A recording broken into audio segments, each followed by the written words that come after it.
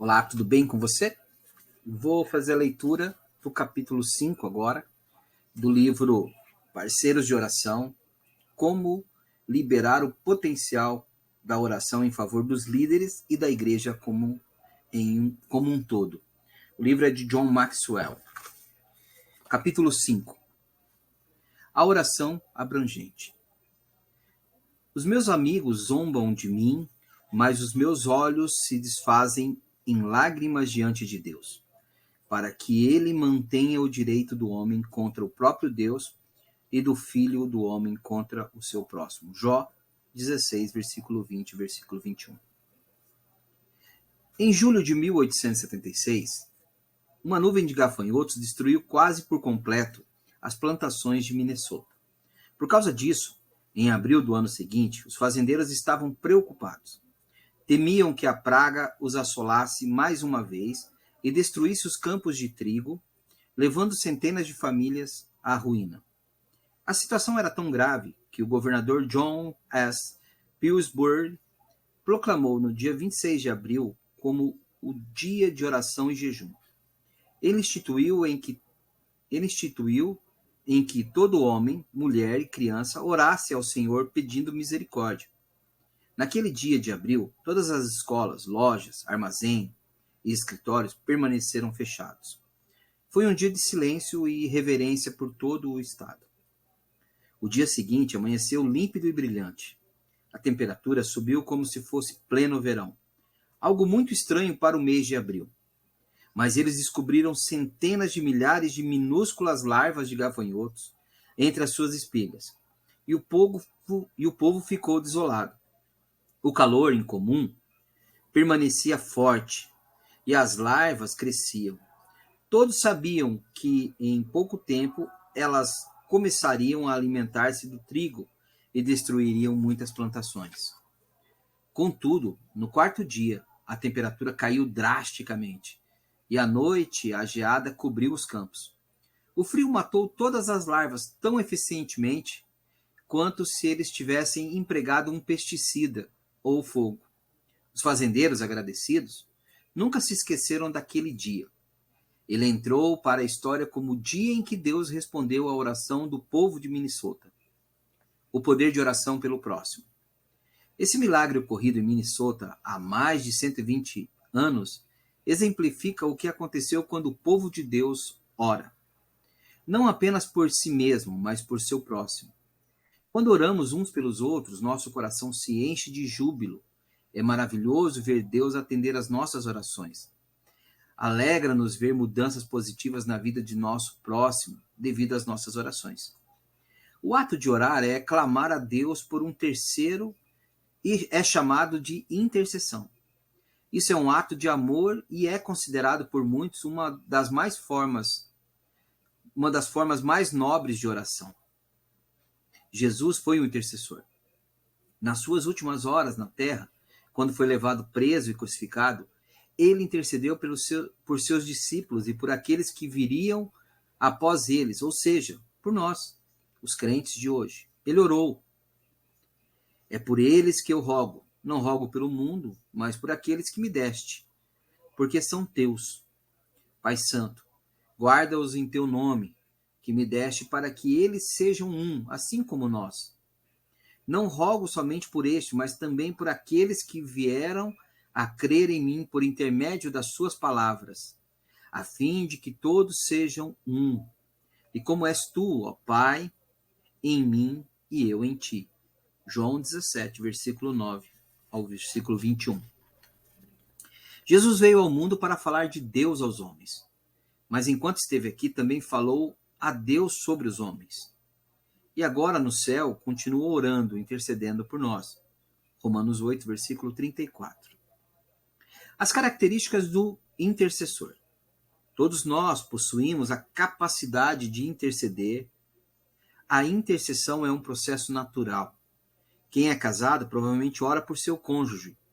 Quem tem filhos certamente ora por eles o tempo todo, pedindo a Deus que os proteja e os ajude a aprender e a crescer. São exemplos de intercessão. Por vezes, encontro crentes cujo desejo de orar por outros é tão forte que se sentem impelidos a fazer. Há ocasiões em que oram por uma pessoa em particular, mas geralmente intercedem por muitos. Bill Klassen, o fundador do ministério Parceiro de Oração, da igreja Skyline, e sua esposa Mariane são pessoas que agem assim. Creio que eles foram escolhidos para serem intercessores. Indivíduos assim, cujo coração arde com a chama de oração intercessória. Geralmente possuem 3 características. Primeira característica: identificação. Os que se sentem chamados a interceder geralmente se identificam com aquele por quem intercedem, ou compreendem bem. Muitas vezes, essa identificação começa com o respeito pelo ministério ou cargo daquela pessoa, como, por exemplo, seu pastor. Mas, em geral, essa empatia e compreensão aprofundam-se num nível mais pessoal. Como mencionei anteriormente, tem um parceiro de oração chamado Fred Howe, que ora no carro toda manhã. Fred comprometeu-se a orar por mim e pela igreja depois de participar de uma reunião social dos parceiros de oração, na igreja Skyline. Mais tarde, contou-me que, certa vez, quando orava, pôs-se a chorar incontrolavelmente, mas não sabia o porquê. Por mais que se esforçasse, não conseguia controlar-se. Mas enquanto chorava, perguntou a Deus o que estava acontecendo, e a resposta que recebeu foi: estou colocando sua vida, o desejo de orar pelo John, segundo o meu coração. Desde então, Fred tem sido um parceiro de oração fiel, cujo coração anseia por orar, não apenas por mim, mas por outros pastores. Por outros pastores também. A segunda característica: sacrifício. Os intercessores demonstram uma disposição de sacrificarem-se pelas pessoas por quem oram. Frequentemente passam longas horas levando-se a Deus em oração. Vejamos Moisés, por exemplo. Ele intercedeu pelo povo de Israel, depois do vexame do bezerro de ouro. Estava disposto a sacrificar a própria alma. Ele disse a Deus: agora, pois, perdoa-lhe o pecado, ou senão, risca-me, peço-te, do livro que escreveste. Êxodo 32, versículo 32. Moisés tinha compaixão pelo povo de Israel e sentia-se responsável por eles. Ele passou grande parte do seu tempo intercedendo por eles. Terceira característica: autoridade. A disposição de sacrificar-se é o preço da intercessão. Mas com ela vem a autoridade de Deus, através do Espírito Santo.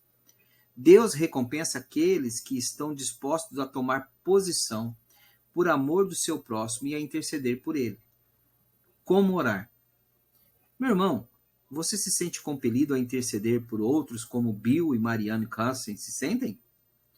Se sente assim, ótimo, Deus honrará o seu desejo. Mas a maioria dos crentes não sente essa necessidade de interceder. Até mesmo, Moisés passou por um processo de preparação de 40 anos no deserto. Só depois foi que Deus o chamou para ajudá-lo a tirar os hebreus do Egito. Pelo que consta, foi somente aos 80 anos que se tornou intercessor. Talvez o irmão já tenha algum tipo de desejo de orar por outros. Do contrário, não estaria lendo esse livro. E é só isso que precisa. Poderá ajudar muitos através da oração, inclusive o seu pastor, os membros da sua igreja e sua família. Se sente pronto a interceder, mas não sabe começar, gostaria de sugerir 4 pontos pelos quais podemos orar sempre. Quer seja um pastor orando por sua congregação, um leigo orando pelos seus líderes da igreja, um cidadão orando pelo seu governo, um pai orando por seu filho, ou mesmo um crente orando por um incrédulo. Primeira, que a vontade de Deus lhe seja revelada. A maior bênção que se pode esperar na vida é reconhecer a Deus e andar nos caminhos que ele traçou. Por isso, é natural que peçamos a Deus que se revele aos outros e lhe mostre o caminho por onde deve andar. O apóstolo Paulo, que foi um grande líder e um homem de oração, orava para que Deus revelasse seu propósito às pessoas. podemos aprender muito com Paulo acerca da oração intercessória. Em sua carta aos Colossenses, ele escreve o seguinte: não cessamos de orar por vós e de pedir que transbordeis de pleno conhecimento da sua vontade, em toda a sabedoria e entendimento espiritual. Colossenses 1, versículo 9. Paulo reconhecia que conhecer a Deus é uma questão espiritual e que as pessoas precisam de oração para conhecê-lo. Então, orou para que os irmãos da igreja dos Colossenses, conhecessem a vontade de Deus e o seu propósito. Uma segunda coisa, que eles façam a vontade de Deus. Paulo orou para que as pessoas conhecessem a vontade de Deus, mas entendia que conhecer a vontade de Deus não significava que lhe obedeceriam automaticamente. Por isso, intercedeu por eles, para que agissem de acordo com o que aprendesse. O versículo seguinte da passagem de Colossenses diz: a fim de viverdes de modo digno do Senhor, para o seu inteiro agrado, frutificando em toda boa obra. Colossenses 1, 10. Só realizaremos o propósito de Deus para nós se o colocarmos em prática. Quando oramos para o propósito de Deus, para que o propósito de Deus se cumpra na vida de alguém, devemos ser mais específico possível. Geralmente é difícil orar detalhadamente, porque não sabemos com exatidão qual é a vontade de Deus para a vida de cada um. Mas podemos ser específicos quanto ao processo. Vamos orar pelas seguintes áreas.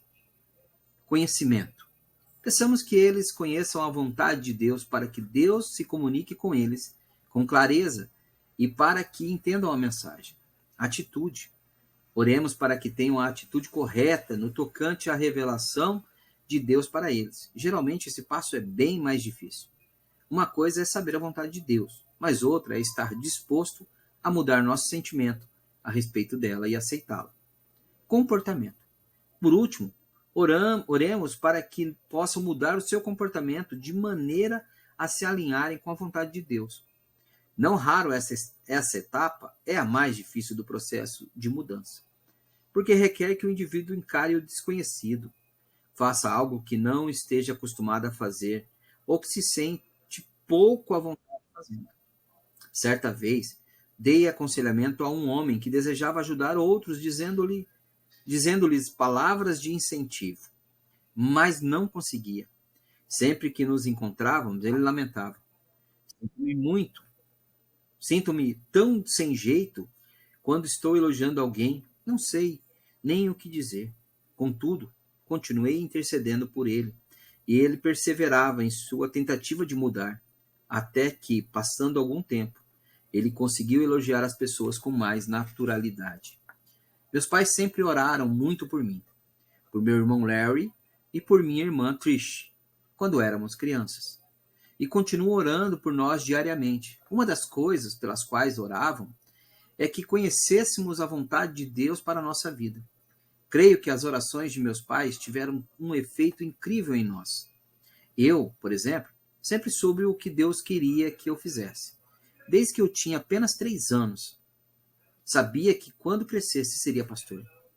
Aceitei o chamado de Deus e tenho sido grandemente abençoado. Mas caso meus pais não tivessem orado por mim, talvez continuasse perdido, sem saber que direção tomar. Uma terceira característica é que a vida deles dê frutos. Na carta de Paulo aos Colossenses, ele também orou para que o povo frutificasse. Paulo escreve: a fim de viver de modo digno do Senhor, para o seu inteiro agrado, frutificando em toda boa obra. Colossenses 1:10. O cristão obediente produz frutos.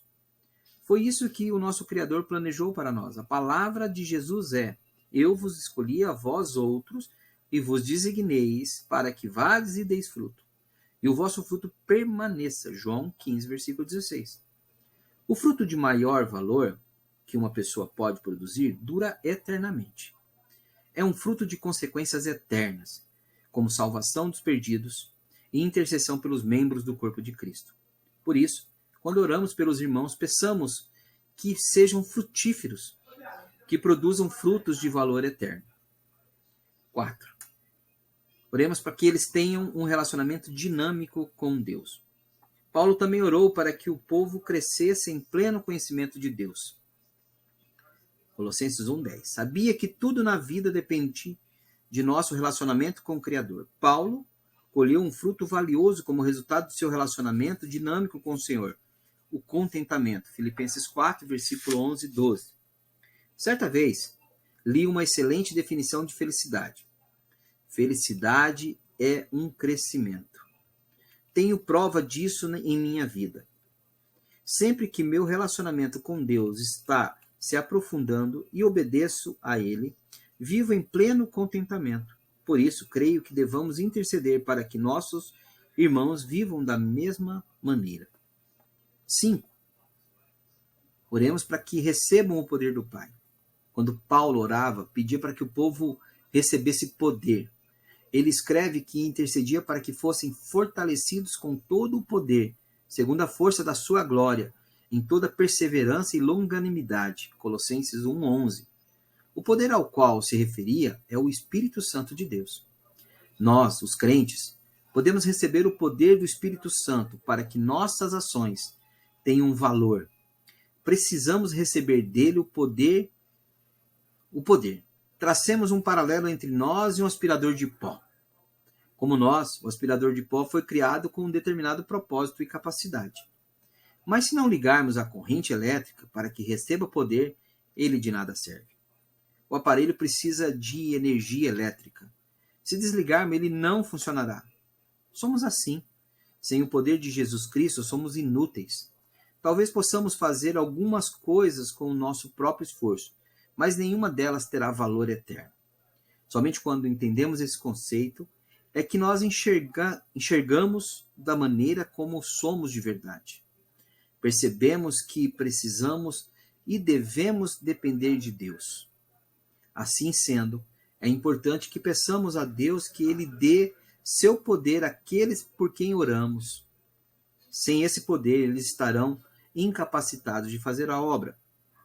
Mas com ele poderão demonstrar força em face da adversidade, paciência em meio à tribulação e perseverança para completar a jornada que Deus lhe designou. E assim esperamos que Deus venha a dizer àqueles por quem intercedemos: firme está, servo bom e fiel. 6. Oremos que tenham a atitude correta. Finalmente, Paulo orou para que os colossenses pudessem, com alegria, dar graças ao Pai, que os fez idôneos à parte que o cabia da herança dos santos na luz. Colossenses 1, 11 e 12. Paulo orava para que mantivesse uma atitude de alegria e constância. Talvez alguém se pergunte, por que Paulo oraria pela atitude das pessoas? Gostaria de dar a resposta através desse poema que escrevi faz alguns anos. Atitude. É nosso motor propulsor. Suas raízes não se veem, mas seus frutos não se podem esconder. É nosso melhor amigo ou o pior inimigo? É mais verdadeira e mais coerente que nossas palavras. É a lente através da qual vemos o mundo. Não se aquietem quando não se expressa. É a biblioteca do nosso passado, o porta-voz de nosso presente e o profeta de nosso futuro. Nossa atitude afeta quase todos os aspectos de nossa vida. Ela influencia nosso comportamento, afeta nossa capacidade de aprender, determina nosso nível de contentamento e revitaliza nossos relacionamentos, inclusive com Deus. Nossa atitude exerce mais influência em nossa vida e em nossa caminhada cristã do que imaginamos. Ao intercedermos para que nossos irmãos tenham alegria no coração, lembremos-nos de que alegria não é o mesmo que felicidade. A alegria é interior e sua fundação é Cristo. A felicidade é exterior e depende das circunstâncias. A alegria é eterna e relativa à nossa salvação, enquanto felicidade é temporária e muda de acordo com nossas emoções. Oremos para que nossos irmãos encontrem alegria, porque o resultado da alegria interior é a capacidade de sermos sal e luz do mundo. Quanto mais tempo passarmos intercedendo, mais nossa atitude em geral com as relações, com relação às pessoas, mudará. A intercessão nos torna mais compassivos e longânimos. Além disso, a intercessão amadurecerá nossa oração. Notaremos que, ao invés de centralizarmos nosso esforço naquilo que gostaríamos de receber, nosso maior interesse será o que podemos oferecer. Mais bem-aventurado é dar do que receber. Atos 20, versículo 35. Em vez de nos preocuparmos com o nosso próprio sofrimento, nosso desejo será ajudar aqueles que enfrentam dificuldades. Suportai-vos uns aos outros, perdoai-vos mutuamente. Caso alguém tenha motivo de queixa contra outrem, assim como o Senhor vos perdoou, assim também perdoai-vos. Colossenses 3, versículo 13. Em vez de nos afligirmos com nossos problemas, manteremos os nossos olhos no poder do Senhor. Confiai nele. Ó povo, em todo o tempo, derramai perante ele o vosso coração. Deus é o nosso refúgio. Salmo 62, verso 8. Em seu livro, Celebração da Disciplina, Richard Foster afirma: orar é mudar. A oração é a avenida central que Deus usa para transformar-nos. Se não estivermos dispostos a mudar, abandonaremos as orações como característica perceptível de nossas vidas. Quanto mais nos aproximamos do pulsar do coração de Deus, tanto mais vemos nossa necessidade e tanto mais desejamos assemelharmos-nos a Cristo. Assim, é a verdade da oração. E também é verdade que a oração transforma aqueles por quem intercedemos. Como mencionei no capítulo anterior, meu irmão Larry não estava andando com o Senhor. Naquela época, ele desejava seguir o seu próprio coração. Era um homem de negócios e alcançara sucesso financeiro. Durante os anos, ele se dedicou exclusivamente a ganhar dinheiro. Abandonou o seu relacionamento com Deus, mas meus pais intercediam por ele diariamente, pedindo a Deus que Larry voltasse para ele. Um dia, quando eu e Larry jogávamos tênis, resolvi perguntar: Larry, quando é que você vai parar de andar às cegas e acertar as contas com Deus? John, replicou ele, não sei, mas tenho certeza que um dia isso vai acontecer. Não importa o que eu faça, sei que não conseguirei escapar das orações dos nossos pais. E Larry tinha razão. Não importava onde morasse, meus pais estariam orando por ele. Passado muitos anos, Larry voltou para Deus. Quando finalmente reconsagrou sua vida ao Senhor, era homem de posses. Por isso, colocou seus bens materiais à disposição de Deus. Hoje, Larry dá dízimo e as ofertas à sua igreja e coopera financeiramente com muitas organizações beneficentes do Reino de Deus. Ele é membro da diretoria da Universidade Wesleyana de Indiana e diretor do sistema de rádio RTN, que representa 7 radiofusoras evangélicas. Foi diretor do Ministério de Saúde, uma missão que oferece ajuda médica aos menos favorecidos, e é o atual diretor do World Gospel Mission, organização cujo propósito é oferecer apoio direto a missões médicas dos países do terceiro mundo. Além disso, é membro da diretoria do Enjoy, organização por mim fundada com o objetivo de ensinar e treinar líderes evangélicos. Quando Larry for para o céu, creio que o Senhor o recompensará por sua vida de obediência, mas creio também que meus pais receberão parte da bênção. Sem as orações deles, talvez Larry continuasse perdido, e os milhares de pessoas cuja vida foi trocada por Larry teriam perdido a chance de receber as bênçãos que Deus lhe tinha reservado. Questões para as discussões. Primeiro, em sua opinião, por que Moisés se sentiu levado a interceder por Israel? Seria devido ao seu relacionamento com o povo? Segundo, houve alguma ocasião em sua vida em que se sentiu que deveria orar por um ente querido, um filho, seu cônjuge ou um amigo? Descreva-se como se sentiu e as circunstâncias que marcaram o fato. Terceiro, dos conceitos citados abaixo, qual o que mais lhe dificulta fazer a vontade de Deus? A. Falta de conhecimento da sua vontade. B. Falta de aceitação da mesma. C. Dificuldade de mudar seu comportamento para obedecer-lhe. 4. Se alguma vez levou a cabo um projeto sem contar com o poder e a força de Deus, escreva quais foram os resultados. O que aprendeu através daquela experiência que poderia aplicar em sua próxima tentativa? 5. Em um grupo de 2 ou 3 pessoas, orem uns pelos outros sobre as áreas mencionadas nesse capítulo. A. Que que a vontade de Deus lhe seja revelada. B, que eles lhe façam a vontade de Deus. C, que a vida deles dê fruto. D, que tenham um relacionamento dinâmico com Deus. E, que recebam o poder do Pai. F, que tenham a atitude correta. Este foi o 5º capítulo do livro Parceiros